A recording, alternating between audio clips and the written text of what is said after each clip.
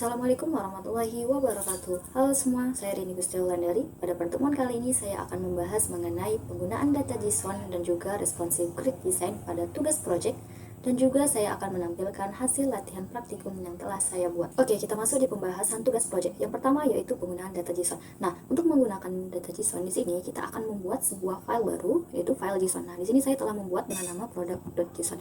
Nah, jadi pada file JSON ini saya telah membuat ada 20 data produk. Nah, di mana data-data produk ini terdiri dari beberapa atribut utama dan juga ada terdapat nested strukturnya. Nah, atributnya di sini ada ID, kemudian ada name, kemudian ada description, kemudian ada price, kemudian ada discount, kemudian ada image, kemudian ada teks. Nah, teks di sini dalam bentuk array. Kemudian di sini ada atribut ratings. Nah, atribut ratings ini merupakan nested struktur karena di dalamnya terdapat atribut lagi yaitu ada average dan juga total reviews. Nah, di mana di sini ditandai dengan adanya kurung kurawal. Jadi dia berada di dalam kurung kurawal.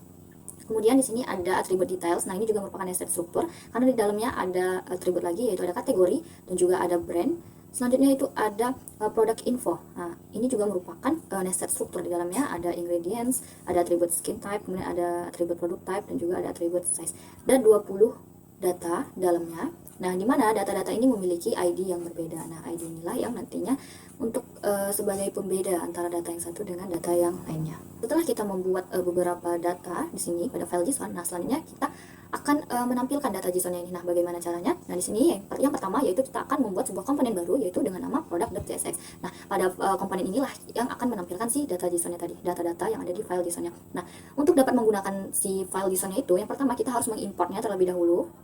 Sini kita akan mengimport framework data from nama file JSON yang telah kita buat. Nah, di sini nama filenya itu adalah product.json. Nah, kemudian pada komponen ini juga kita akan menggunakan yang namanya itu useState. Nah, jadi kita harus mengimport useState-nya juga terlebih dahulu. Nah, kemudian ini kan merupakan komponen utama. Nah, jadi kita membuat function komponen utamanya. Nah, di sini dengan nama export default function product. Nah, jadi di dalam komponen utama inilah yang nantinya dia akan merender semua logika dan juga codingan untuk tampilan dari si websitenya. Nah, setelah kita mengimport data JSON-nya tadi, nah selanjutnya kita akan menampilkan data-data tersebut pada tampilan website. Nah, jadi untuk bisa menampilkan datanya tersebut, kita akan letakkan dia di dalam return. Nah, jika di dalam komponen utama, langsung saja kita letakkan dia di dalam return ini. Kemudian komponen utama ini hanya bisa mereturn satu teks saja, jadi kita akan letakkannya di dalam sebuah tag div ini. Nah, untuk bisa memanggil si data-data JSON-nya tadi, nah kita menggunakan yang namanya si yang kita import tadi yaitu si framework data.map. Kemudian dalamnya itu terdapat parameter dengan nama item. Map inilah yang untuk bisa mengakses si data-data JSON-nya tadi. Nah, karena data JSON yang kita buat tadi itu dia langsung dalam bentuk array, nah jadi kita di sini bisa langsung mengakses si data JSON-nya tadi setelah map ini. Jadi framework data.map. Nah, jika kita membuat dia dalam sebuah objek atau dalam kurung kurawal, nah maka setelah si framework data ini kita akan memasukkan si nama objeknya apa, seperti itu. Nah, kemudian di sini kita akan membuat sebuah tag div baru lagi. Nah, di dalam tag div ini kita akan memasukkan si key-nya. Nah, key ini tuh sebagai pembeda dan dia harus unik. Jadi key inilah yang akan membedakan dia antar satu komponen dengan komponen yang lainnya. Nah, di sini kita menggunakan item.id. Nah, ini tuh untuk memanggil si atribut ID. Nah, ID tadi kan kita buat dia sebagai pembedanya. Jadi di sini kita untuk key-nya kita menggunakan si ID. Nah, selanjutnya untuk bisa memanggil si atribut-atributnya tadi atau datanya tadi, nah untuk gambar sendiri kita letakkannya di dalam tag image. Nah, kemudian kita letakkan dia di dalam source-nya. Nah, jadi kita tinggal memanggil item si nama parameter dot nama atribut mana yang mau kita ambil dan kita letakkannya di dalam kurung kurawal. Nah, sebagai contoh lagi di sini misalnya dia memanggil untuk nama. Nah, untuk nama di sini berarti kita tinggal memanggil si parameternya, nama parameternya item dot atribut mana yang mau kita panggil. Nah, misalnya sini nama. Nah, bagaimana jika yang kita menggunakan nested struktur? Nah, untuk menggunakan nested struktur tadi di sini kita akan yang pertama itu akan memanggil si parameternya terlebih dahulu untuk dapat mengakses datanya item, dan kemudian kita panggil terlebih dahulu si atribut utamanya atau induk dari si nestednya tadi. Nah, misalnya sini kita panggil si details, kemudian kita ditambahkan titik lagi dot, kita masukkan si atribut anak yang mau dipanggil. Nah, jadi untuk memanggil si nested di sini pertama kita panggil si parameternya, kemudian sini kita panggil yaitu si induknya terlebih dahulu, si atribut utamanya, kemudian kita panggil si atribut anaknya, seperti itu. Nah, mungkin di sini ada tambahan untuk memanggil si teks. Nah, teks tadi kan dia dalam bentuk array. Untuk menampilkannya itu di sini kita menggunakan map lagi dan kita langsung mengaksesnya. Di sini dia ada dua parameter, ada tag dan juga ada index. Nah, index ini sebagai key-nya, kemudian si tag inilah sebagai isinya nanti. Nah, jadi dia akan menampilkan data yang di dalam array-nya tadi. Nah, mungkin kita akan lihat di tampilannya apakah datanya sudah muncul atau belum. Nah, ternyata datanya sudah muncul. Nah, jika datanya telah muncul begini, berarti kita telah berhasil menampilkan data yang ada di file JSON-nya tadi. Nah, di sini ada gambar, kemudian sini ada namanya, kemudian sini ada deskripsinya, kemudian di sini ada kategori sebagai si nested strukturnya tadi, skin type, product type, dan juga size, kemudian ada harga, ada diskon. Nah, ini rating, dan juga di sini inilah tadi yang kita panggil dengan array lagi, yang sebagai si teksnya tadi. Jadi dia akan menampilkan seperti ini. Nah, kemudian untuk tampilannya ini teman-teman bisa menyesuaikannya dengan menerapkan yang namanya Tailwind CSS sebagai style tampilannya. Nah, jadi data-datanya telah tampil seperti ini.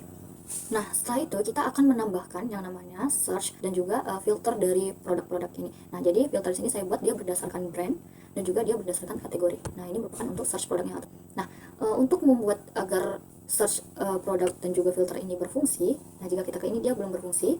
Nah, untuk membuatnya agar dia berfungsi, yang pertama itu kita harus membuat logika untuk search input dan juga filter produk tadi. Nah, yang pertama di sini kita akan menggunakan useStat. Kita akan deklarasikan useStatnya terlebih dahulu.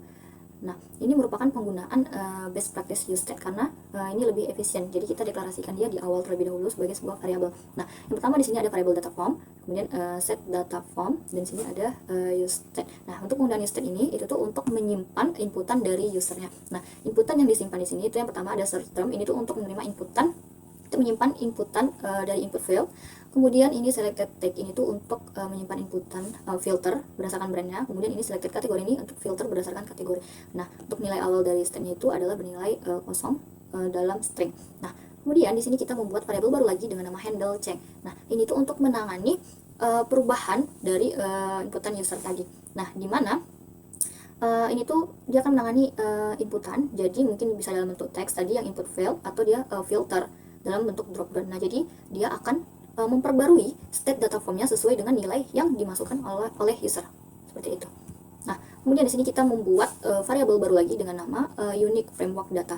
Nah, jadi variabel ini dia itu berisi untuk menghilangkan duplikasi dari produk. Nah, jadi ini tuh dia akan membuat datanya ini unik. Jadi tidak ada datanya yang sama. Nah, jadi biar datanya tidak sama, maka di sini kita menggunakan ID si data JSON-nya tadi. Nah, kemudian di sini kita ada variabel baru lagi itu search term. Nah, ini tuh untuk menangani inputan si berdasarkan usernya tadi. Nah, di sini kita menggunakan usernya, kita panggil nama variabel user itu data form dot search term. Nah, search term ini kan yang untuk bagian inputnya tadi. Kemudian ini to lowercase ini tuh untuk menangani abjad dari inputan usernya. Nah, kemudian di sini kita membuat variabel baru lagi dengan nama filtered framework.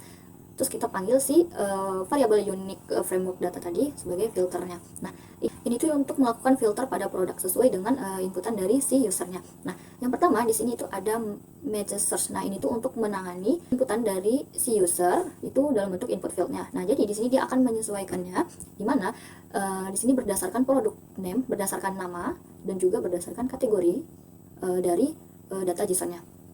Nah, kemudian di sini ada matches tag. Nah, ini tuh untuk filter berdasarkan brandnya. Nah, jadi di sini yang kita gunakan itu berdasarkan brand. Jadi kita memanggil si atribut brandnya seperti itu. Nah, jadi dia akan menyesuaikan sama tidak dengan yang ada pada inputan usernya. Jika sama, dia akan menampilkan filternya ini.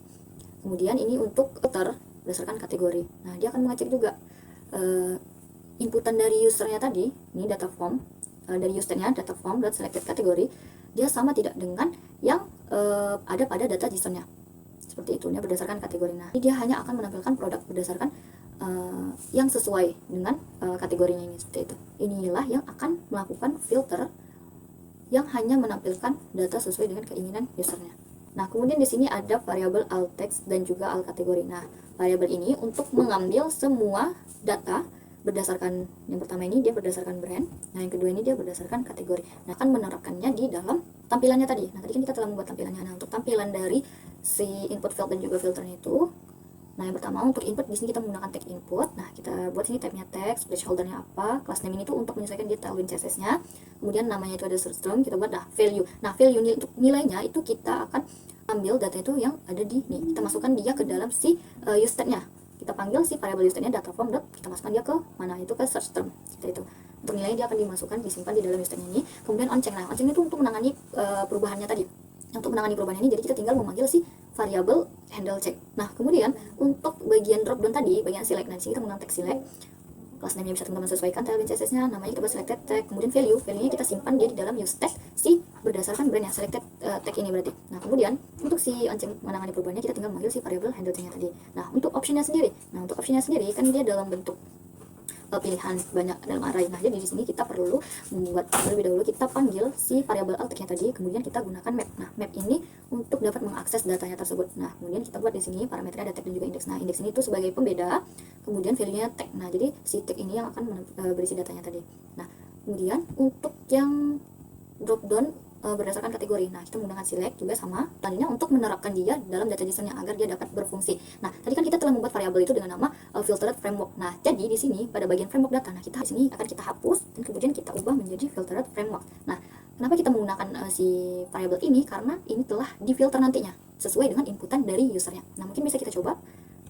Nah, misalkan di sini kita buat di sini serum. Nah, dia hanya akan menampilkan yang ada serumnya. Serum, ini serum. Nah, kemudian ini kan masih all brand. Nah, misalnya kita pilih dia yang Wardah saja. Nah, dia maka akan tampil yang Wardah saja. Nah, misalkan di sini kan dia merupakan face mask. Nah, jadi misalkan kita pilih dia yang face cleanser, nah dia tidak akan muncul. Nah, kalau kita pilih lagi face mask maka dia akan muncul. Nah, seperti itu. Nah, jadi filter dan juga search-nya ini dia akan saling berhubungan seperti itu. Baiklah, selanjutnya saya akan menjelaskan penerapan responsive grid design-nya. Responsive grid design-nya di sini itu adalah teknik untuk mendesain webnya agar tampilan website-nya itu dapat menyesuaikan dengan berbagai ukuran layar seperti dalam bentuk mobile, tablet ataupun laptop seperti itu. Nah, untuk penerapan responsive design-nya sendiri di sini saya menggunakan card-nya tadi. Nah, untuk card-nya sendiri di sini telah saya definisikan di Tailwind CSS-nya. Nah, di mana di sini untuk membuat dalam card, kalau di Tailwind itu kita menggunakan namanya grid. Nah, gridnya kemudian SM. Nah, SM itu untuk ukuran tablet, itu ukurannya 640 pixel. Ini untuk ukuran tablet kecil. Nah, jadi jika dalam ukuran ini dia akan menampilkan 2 kolom card saja. Nah, kemudian jika dia dalam ukuran MD, nah MD itu ukuran tablet besar, nah dia akan menampilkan 3 kolom gridnya. Nah, kemudian jika dia dalam ukuran laptop ukuran 1024, dia akan menampilkan 4 kolom cardnya seperti itu. MT ini merupakan margin topnya. Oke, selanjutnya di sini saya menggunakan responsif pada teksnya. Nah, jadi di mana untuk teksnya sendiri itu saya letakkan itu di pada bagian description. Nah, jadi teksnya ini jika defaultnya itu dia akan berwarna abu-abu. Kemudian ukuran teksnya jika dia dalam bentuk MD dia akan ukuran teksnya itu large, besar. Nah, kemudian jika dia dalam ukuran LG, dalam ukuran laptop, itu dia akan teksnya berwarna biru. Nah, jika dia dalam ukuran SM atau ukuran tablet, ukuran teksnya itu akan berukuran 2XL, akan berukuran besar ya. Nah, mungkin bisa kita coba pada tampilannya.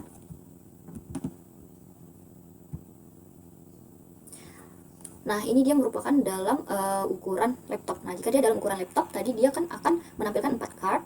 Kemudian untuk bagian deskripsinya dia akan ukuran teksnya itu dia akan kecil dan dia berwarna biru pada bagian deskripsinya. Nah, kemudian jika kita buat dia dalam ukuran tablet, nah ukuran tablet dia akan menampilkan 3 cardnya. Kemudian untuk tulisan deskripsinya itu dia akan berwarna gray, dia akan berwarna abu-abu seperti ini, dan ukuran teksnya juga besar. Nah, misalkan kita coba dia dalam ukuran ini tablet. Nah, kalau ukuran mobile dia akan menampilkan 1 cardnya, kemudian di sini untuk deskripsinya dia akan berwarna abu-abu, namun ukuran teksnya itu kecil seperti itu. Ini masih mobile, ini tablet dia akan berukuran besar. Nah, kalau laptop dia akan berukuran 4 cardnya.